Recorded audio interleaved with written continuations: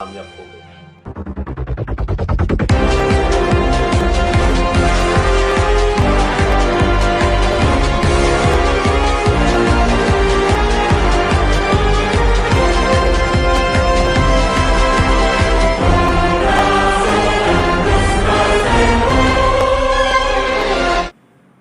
Good morning to all of you.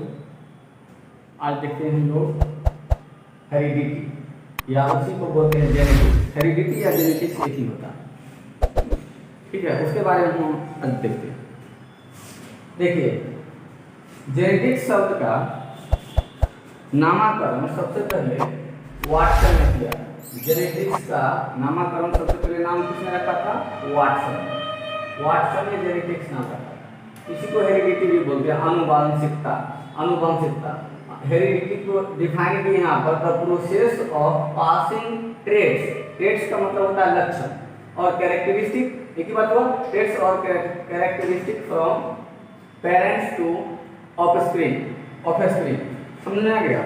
Heredity क्या है कि पेरेंट्स का लक्षण गुण ऑफस्प्रिंग यानी कि उसके बच्चे में रहता है, उसे हम लोग बोलते हैं आनुवंशिकता या हेरिडिटी, या उसी को बोलते हैं जेनेटिक्स, ठीक है।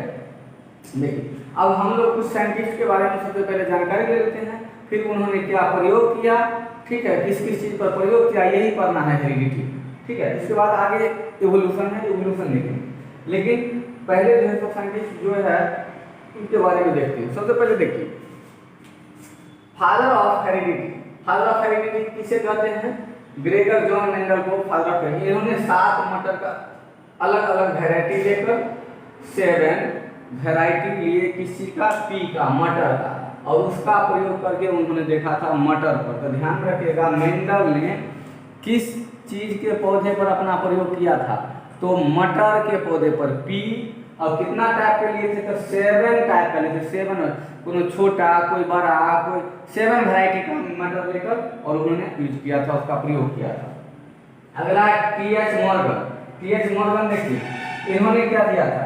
इन्होंने दिया था गैमेट्स शुद्धता का नियम। गैमेट्स शुद्धता का नियम, प्यूरिटी ऑफ गैमेट्स का लॉ दिया था। किसने? टी.एच. मॉर्गन ने दिया था। इन्होंने क्या कहा था? देखिए, इन्होंने बताया कि जेनेटिक्स का आधार है क्रोमोसोम। मॉर्गन ने कहा जेनेटिक्स का आधार है क्रोमोसोम। अब देखिए, थोड़ा हम आपको बता दे रहे हैं कि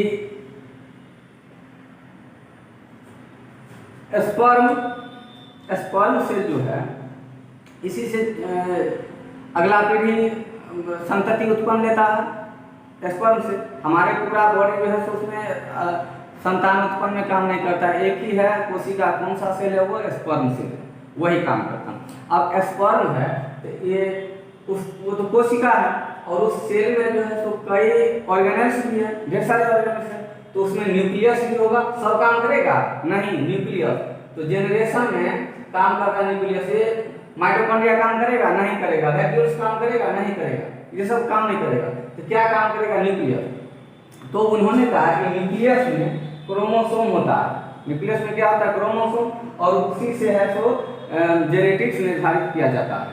ये किसने कहा? टी.एच. मॉर्गन ने। तो का क्रोमोसोम में कितना न्यूक्लियस है? न्यूक्लियस के अंदर क्या है? क्रोमोसोम। सेल में न्यूक्लियस, न्यूक्लियस के अंदर क्रोमोसोम, और क्रोमोसोम कितना? तो 46 क्रोमोसोम। 46 क्रोमोसोम। उन्होंने कहा कि क्रोमोसोम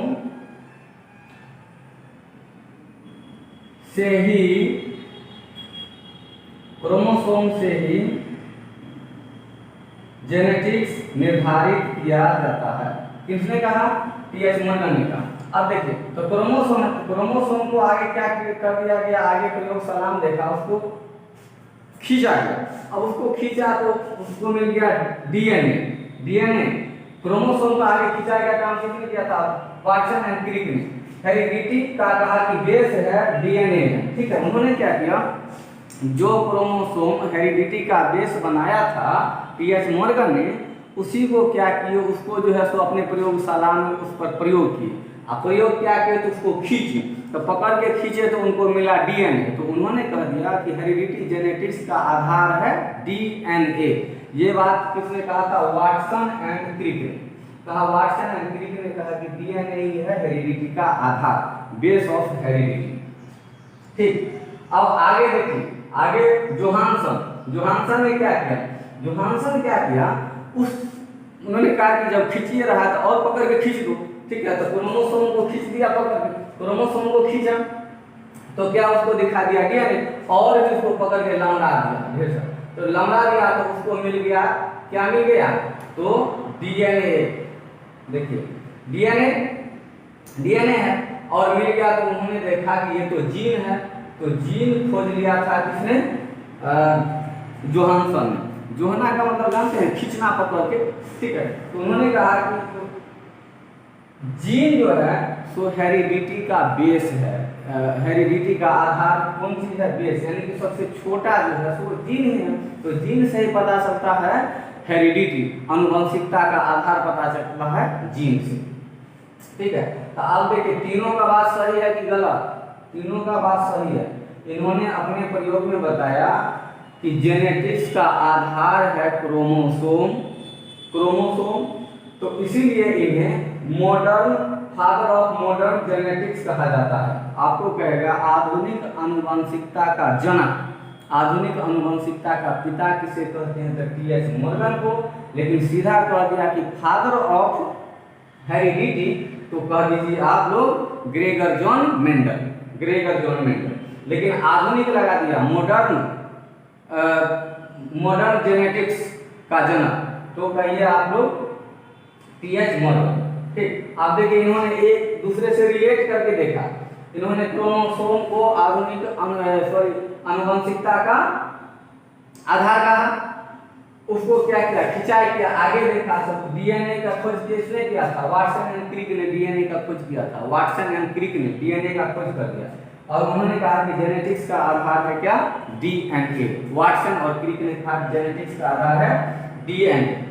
अब जॉनसन जीन का खोज किए थे, वो और जो है अपने प्रयोगशाला में डीएनए को और जो है तो खींच के एकदम बड़ा करके देखा, तो देखा कि बहुत छोटा चीज है, सबसे छोटा जो है क्रोमोसोम डीएनए से भी छोटा है जीन। तो जीन जो है इसी से पता चलता है कि कौन किसका लड़का है, कौन किसका लड़की है, जीन से ही पता चल जाता है। उसका आँख उसके जैसा उसका नहीं रहता है कि कहता उसका आँख से मिलता जुलता है, यही इसका पिता है, ये जीन से पता चल जाता है, ठीक है। तो जीन का खोज किसने किया था, जॉनसन, और जोहानसन ने कहा कि हेरिडिटी का बेस है जीन है हेरिडिटी का बेस, इन्होंने कह दिया। आगे देखिए वीडल एंड ट्रेटल, इन्होंने कहा वन जीन वन एंजाइम का सिद्धांत दिया। उन्होंने कहा एक जीन में एक ही एंजाइम होता है, इसी को आगे उन्होंने एंजाइम का खोज किया, कहा कि वन जीन वन एंजाइम, ये जो है सो ऐसा उन्होंने एक सिद्धांत दिया था, ऐसा थ्योरी दिया इन्होंने, वन जीन वन एंजाइम, किसने, जोहानसन। तो आप यहाँ से समझ में आ गया,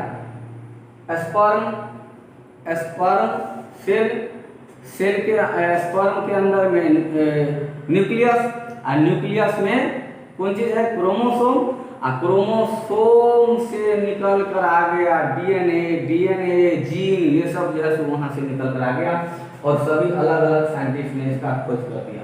अब देखिए अगला नंबर आता है, एक और है हरगोविंद खुराना कहा, उन्होंने अपने लेबोरेटरी में कुछ चीज का प्रयोग करके देखा, उन्होंने ढेर सारे चीज का प्रयोग करके देखा, और देखा कि जीन जो है सभी टाइप का है जीन। अब किसी का देखिए लंबा होने वाला है, बौना होने वाला है, छोटा नहीं, इसमें तो उन्होंने देखा अपने प्रयोगशाला में कि कुछ लंबा पौधा को छोटा पौधा से वो जीन निकाल लिया। अब जैसे उन्होंने क्या क्या देखे, जैसे देखिए लौकी, पंपकिन देखिए लंबा होता है कद्दू, तो वो लंबा होता है। अब उसने क्या किया, देखा कि लंबा होता है, और उसका क्या किया, लंबाई वाला जो जीन है ना, वो जीन को निकाल लिया, उस जीन को ही निकाल लिया, और उस लंबाई वाले जीन को क्या किया, करेला में जाके उन्होंने प्रयोग करके देख लिया। तो पहला जो करेला होता है छोटी छोटी करेला होता है, और वो जो है तो क्या किया, लौकी वाला उन्होंने जीन इंड कर दिया, तो इतना बड़ा करेला होने लगा नहीं। तो उन्होंने क्या किया, जो कुछ चीज को जो है सो प्रयोग करके देखा कि लंबाई वाला, किसी का देखिए अब आदमी का भी कर दिया है, क्रॉस करके दिखा गया। जैसे आप लोग को हम बताए थे रिप्रोडक्शन चैप्टर में कि हॉलिस्टीन फिजिशियन का, नहीं, हॉलिस्टीन गाय को फिजिशियन गाय से क्रॉस करा दिया गया था, तो उसमें क्या कर दिया गया, मॉडिफाई कर दिया गया। तो यही होता है मॉडिफाई करना, समझे। तो दूसरे दूसरे चीज को, कोई लंबा पौधा को ले लो, बौना पौधा को ले लो, उससे क्रॉस करा के देखो तो उसमें जितने टाइप के जीन है उसमें इन कर जाएगा।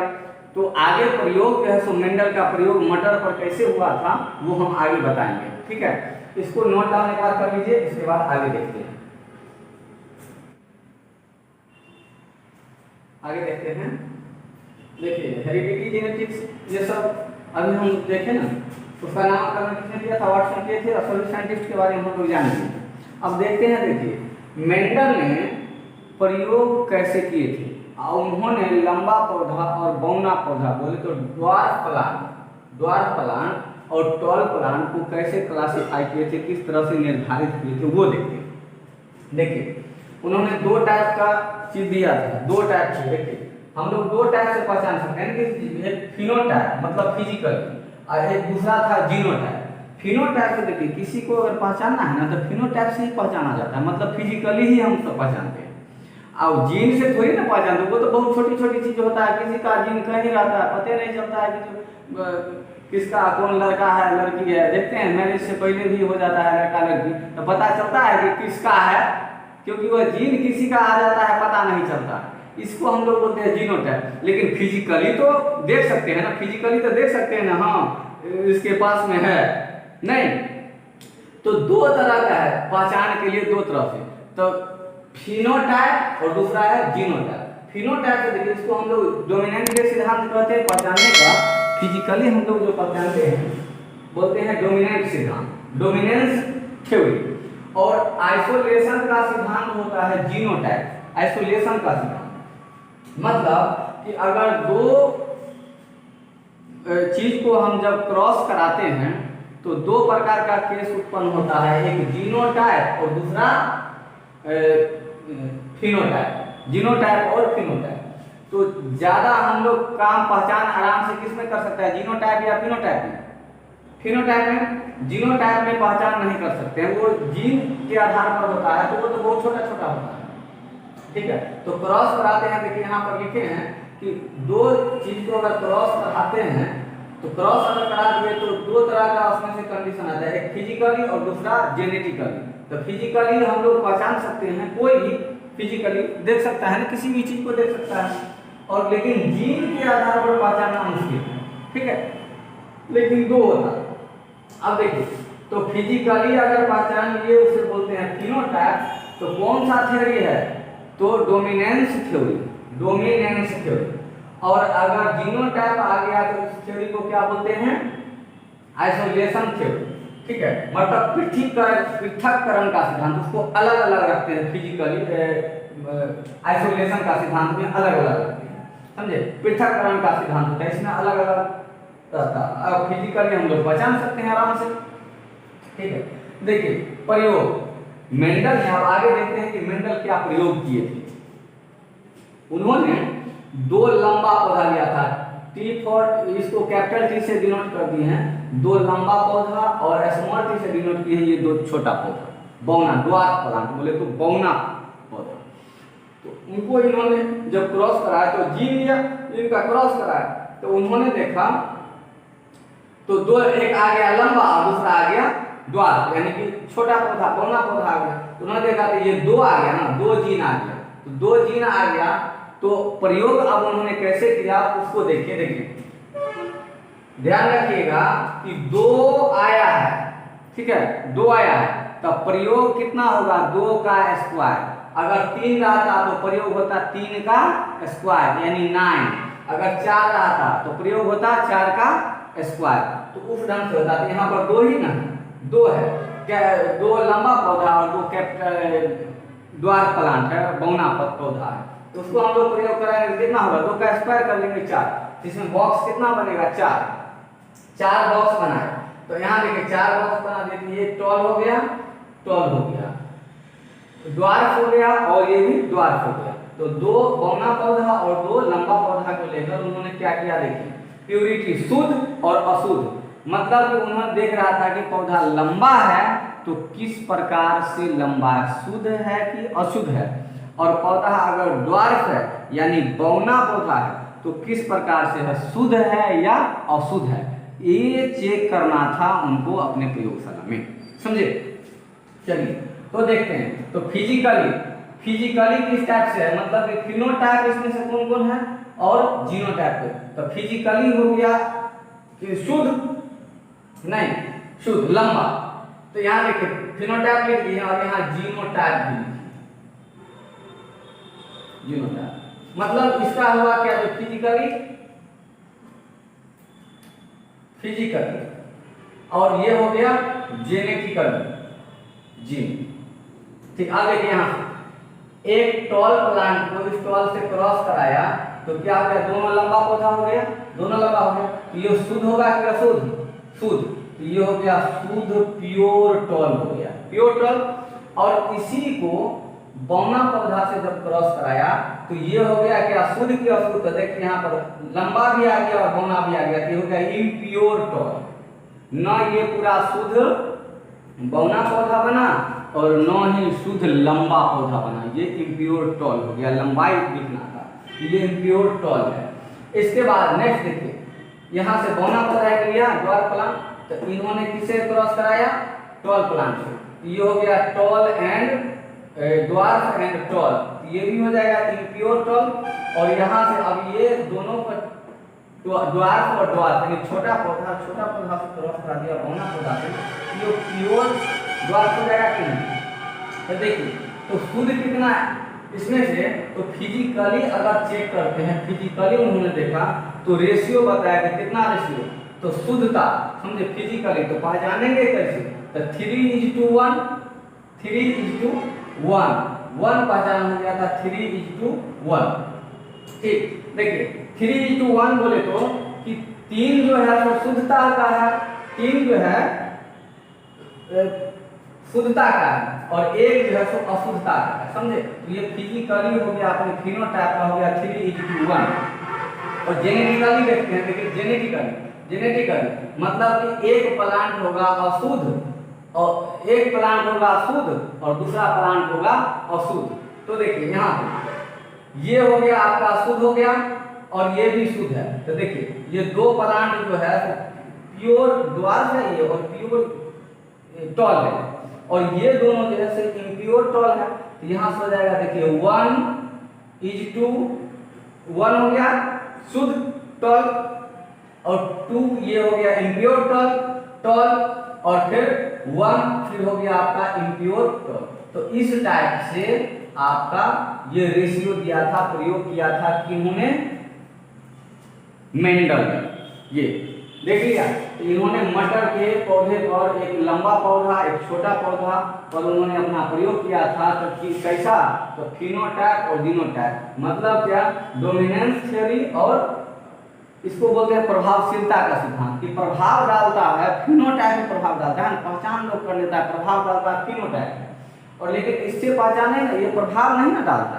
इसको तो अगर किसी को जीनोटाइप से अगर चेक करना है तो बहुत प्रोसेस है, उसका बहुत लंबा प्रोसेस है, तब आपको मिलेगा। और ये तो 1 मिनट में कोई आदमी पहचान लेगा कि जिसका जीन है उसका फिनोटाइप फिजिकली आराम से पहचान लेगा, समझे। तो इस टाइप से इन्होंने अपना प्रयोग करके और देख लिया था टॉल प्लांट, 2 टॉल प्लांट लिया और 2 ड्वार्फ प्लांट लिया और दोनों का जो है प्रयोग करके इन्होंने देख लिया और रेशियो का ये ले लिया कि फिजिकली फिनोटाइप रेशियो है 3:1, ठीक है, और जीनोटाइप रेशियो है 1:2:1। चलिए